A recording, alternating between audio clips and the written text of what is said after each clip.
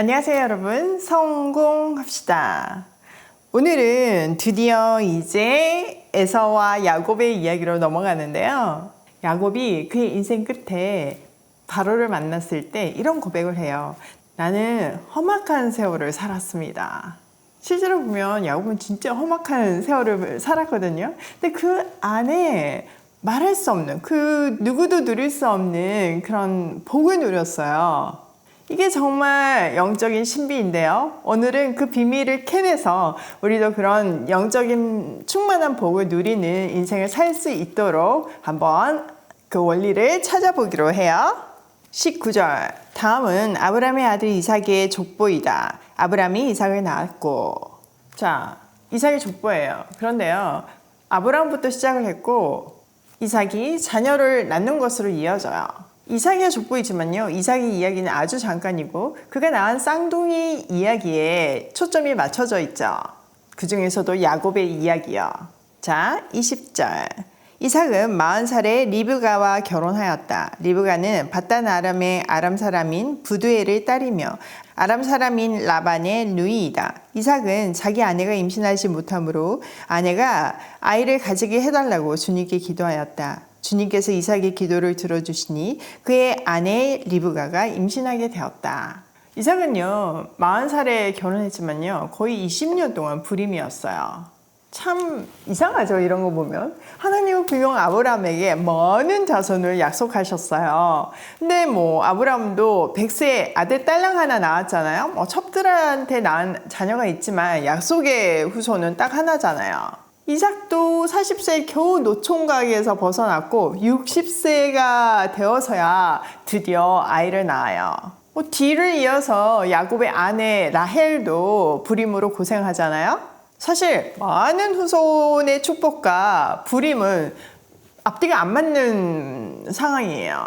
하나님은 이 앞뒤가 안 맞는, 세상적으로 이해가 안 되는 그런 상황을 통해서 또 인간으로서는 어쩔 수 없는 그 절망의 환경 속에서 전능하신 하나님의 손길, 또 하나님의 은혜로 하나님 나라가 이어진다는 것을 아주 선명하게 보여주고 계세요.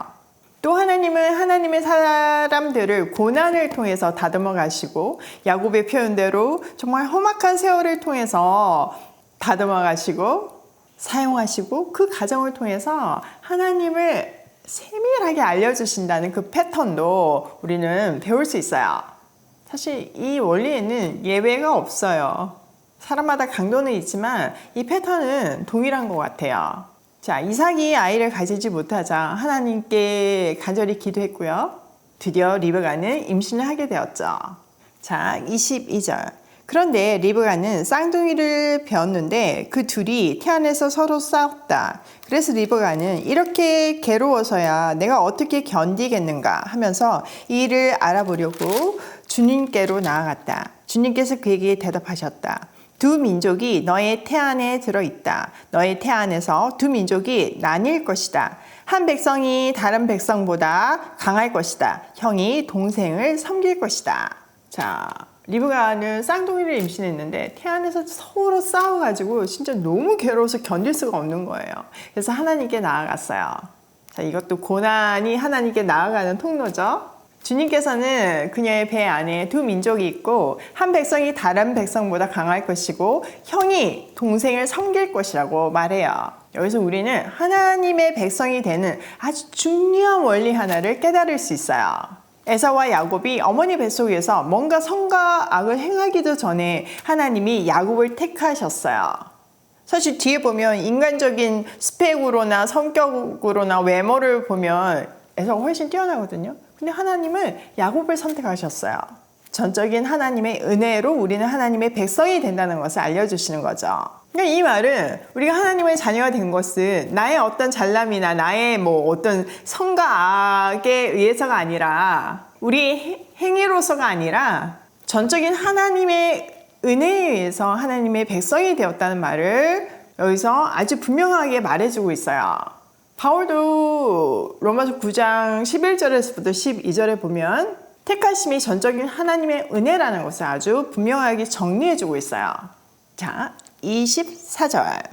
달이 차서 몸을 풀 때가 되었다. 태 안에는 쌍둥이가 들어있었다. 먼저 나온 아이는 살결이 붉은 데다가 온몸이 털투성이어서 이름을 에서라고 하였다. 이어서 동생이 나오는데 그의 손이 에서의 발꿈치를 잡고 있어서 이름을 야곱이라고 하였다. 리브가가 이 쌍둥이를 낳았을 때 이삭의 나이는 60살이었다. 자, 리브가는 하나님의 말씀대로 쌍둥이를 낳았어요. 먼저 태어난 살결이 붉고 털이 많은 형은 에서라고 이름을 했고 형의 발꿈치를 잡고 태어난 동생은 야곱이라고 이름했죠. 태어날 때부터 형의 자리를 쟁취하려는 욕심이 그대로 드러나고 있어요. 이때 이삭의 나이가 60살이라고 성경 기록하고 있어요.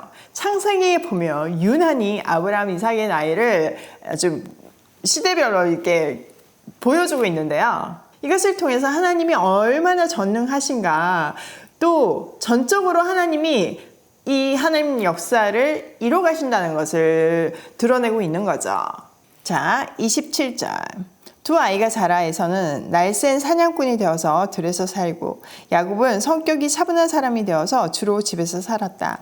이삭은 에서가 사냥해온 고기에 맛을 들이더니 에서를 사랑하였고 리브가는 야곱을 사랑하였다. 자, 에서는요 날쌘 사냥꾼이 되었고 야곱은요 성격이 차분해서 집에서 이제 엄마 옆에서 뭐 요리하고 이런 거 도우면서 살았어요. 이삭은요 에서를 더 사랑했는데 그 이유가 그가 사냥해온 고기 맛을 들여서 이런 세상적인 이유로 에서를 더 사랑하게 되었대요. 리브가는 엄마 옆에서 계속 도와주는 야곱을 더 사랑했죠. 사실 이 인간적인 편애가 엄청난 비극을 가져오고 있어요. 지금 이 대뿐만 아니라 야곱이 또 요셉을 편애하잖아요. 그래서 팔려가기까지 하잖아요. 그러니까 인간의 그 모자라고 불편한 역사를 통해서 하나님은 너무 멋진 하나님의 역사를 써가잖아요. 이게 정말 영적인 신비인 거예요. 그러니까 우리가 난 너무 모자라, 난 정말 자녀 너무 잘 못 키워서 이런 거 걱정 안 하셔도 돼요. 물론 우리가 하나님 앞에서 최선을 다해야 되지만요. 우리의 모자람을 통해서도 하나님은 완벽하게 역사하시니까요. 자, 29절. 한 번은 야곱이 죽을 끓이고 있는데 에서가 허기진 채로 들에서 돌아와서 야곱에게 말하였다. 그 붉은 죽을 좀 빨리 먹자. 내가 배가 고파 죽겠다. 에서가 붉은 죽을 먹고 싶어 하였다고 해서 에서를 에돔이라고도 한다. 야곱이 대답하였다. 형은 먼저 형이 가진 맏아들의 권리를 나에게 파시오. 에서가 말하였다. 이것 봐라. 나는 지금 죽을 지경이다. 지금 나에게 맏아들의 권리가 뭐 그리 대단한 것이냐. 야곱이 말하였다. 나에게 맹세부터 하시오. 그러자 에서가 야곱에게 맏아들의 권리를 판다고 맹세하였다. 야곱이 빵과 팥죽 얼마를 에서에게 주니 에서가 먹고 마시고 일어나서 나갔다. 에서는 이와 같이 맏아들의 권리를 가볍게 여겼다. 자, 하루는 에서가 이제 사냥을 하고 허기가 져서 집에 들어왔는데 마침 야곱이 죽을 끓이고 있었어요. 그래서 좀 달라고 하죠. 근데 야곱은요 진짜 치사하게 그 배고픈 것을 이용해서 장자권을 사려고 해요. 근데 에서는요 이 가문에 주신 그 축복 있잖아요. 하나님 나라 후손에 대한 그런 개념을 아주 가볍게 생각을 한 거죠. 그래서 장자권을 아주 그냥 정말 쉽게 넘겨버려요. 죽 한 그릇에요. 자, 고대 근동 지방의 간섭을 보면요. 장자에게 상속권이 있고 다른 형제들보다 갑절의 유산을 상속받았어요. 성경도 마찬가지예요. 그런데 예외가 있는데 아버지가 원하면 그 상속권을 다른 아들에게 줄 수도 있었어요.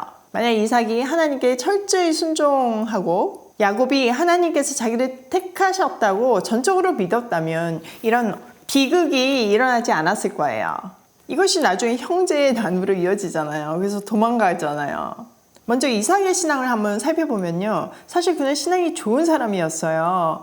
아버지가 모리아산에 그를 바치려고 할 때 그걸 받아들였잖아요. 순종했잖아요. 하나님을 신뢰했다는 뜻이에요. 그 뒤에도 하나님의 말씀에 순종하는 삶을 살았어요. 또 아버지와 달리 한 아내랑 평생을 살잖아요. 그런 것도 굉장히 신앙적으로 성숙했다는 말이죠. 그랬던 그도 맛있는 것에 막 흔들려가지고 편애를 하게 되는 거예요. 그러니까 그 편애하는 모습을 보고 야곱은 불안했겠죠. 야곱이 진짜 이상하지만 뭐 성격도 이상하고 막 맨날 속이려고 하고 그렇지만 중요한 것은 그는 하나님을 붙들고 하나님 나라의 후손이 얼마나 귀한 건지 그 가치를 알았어요. 너무 그게 가치가 크니까 사실 하나님을 더 붙들어야 되는 건데 하나님을 더 신뢰해야 하는 건데 하나님의 때를 기다리지 못하고 자기 힘으로 어떻게 장자권을 쟁취하려고 하는 그런 잘못을 범한 거죠. 비록 그의 행동은 치사했지만 사실 그 마음은 굉장히 귀한 거예요. 그런 면에서 그는 은혜를 입은 사람이죠. 야곱의 인생을 보면요, 정말 계속 속고 속이는 관계 속에서 힘들게 살아요. 야곱이 이렇게 치사하잖아요. 하나님은 그를 어떻게 다루시냐면은 더 치사한 삼손을 만나게 해서 정말 인간관계를 배우게 하세요. 인간관계를 철저히 훈련받으면서 파란만장한 인생을 살았죠. 그래서 나중에 그는 자기 인생을 바로왕 앞에서 저는 험악한 세월을 살았습니다. 이렇게 고백하잖아요. 그 말에는 사실 내가 그 험악한 세월을 살았지만 그 험악한 만큼 하나님을 깊이 만났고 하나님이 그를 다듬어 주셨다는 의미가 담겨 있어요. 한편 에서에 대한 히브리서 기자의 평가를 보면요, 죽한 그릇에 장자권을 팔아버리는 속된 사람이라고 말하고 있어요. 그러니까 하나님의 약속을 귀하게 여기지 못한 정말 세속적인 사람이라는 뜻이죠. 이렇듯이 우리가 두 인생을 통해서 보듯이 우리 인생에서 가장 중요한 것은 우리 삶의 기준이 무엇인가예요. 무엇을 붙들고 사냐에 따라서 우리 인생은 완전 달라요. 야곱처럼 비록 우리가 험악한 인생을 산다고 해도 그 안에서 하나님을 더더더 깊이 경험할 수 있다는 것이 복인 것을 아는 진짜 행복한 사람이 되면 좋겠어요. 사실 사람은요, 이유 없는 고난 앞에서 굉장히 힘들어하거든요. 내가 다른 사람에 비해서 잘못한 것이 없는데 다른 사람보다 더 열심히 했는데 왜 나는 이럴까? 이런 것 때문에 힘들잖아요. 사실 남들하고 비교할 게 없어요. 하나님은 각 사람마다 정하신 계획이 있으시고 다 다른 인생을 살게 하셨어요. 근데 나에게 주신 고난이 하나님을 더 깊게 알게 하는 것이고 또 그것을 통해서 많은 사람을 살릴 수 있다는 것을 깨달으면요, 우리는 그 고난의 가치를 느끼고 그 고난을 힘은 들지만 견딜 수 있고 또 더 나아가서는 누릴 수 있는 삶을 살 수 있게 되죠. 자, 오늘 내용을 우리 삶에 한번 적용을 해보면요, 첫 번째, 하나님의 택하심은 전적인 하나님의 은혜에 근거한다. 여러분이 잘나서 하나님 택하신 거 아니에요. 아시죠? 그렇기 때문에 우리는 더 낮아진 마음으로, 깨어진 마음으로 하나님의 은혜를 구해야 되고 다른 영혼들을 보면서 하나님께로 인도해야 해요. 혼자 좋은 거 다 누리지 말고요. 두 번째, 우리 불가능한 상황은 하나님을 선명하게 드러낸다. 그렇잖아요. 내 힘으로 다 할 수 있는 일이면 하나님이 드러날 일이 뭐 있어요. 그렇잖아요. 근데 내 힘으로 할 수 없고 누가 봐도 불가능한 상황인데도 불구하고 그 일이 이루어질 때 하나님이 선명하게 드러날 수밖에 없죠. 하나님은 하나님을 드러내서 세상을 구하시기 위해서 우리의 삶을 통해서 하나님을 보여내기 위해서 이렇게 때로는 우리에게 불가능한 상황을 선물하세요. 그러니까 너무 좌절하지 마시고 감사함으로 그 불가능 속에서 하나님을 드러내는 우리가 되면 좋겠어요. 세 번째, 험악한 세월이 복이다. 지금 야곱의 인생 속에서 이게 보이잖아요.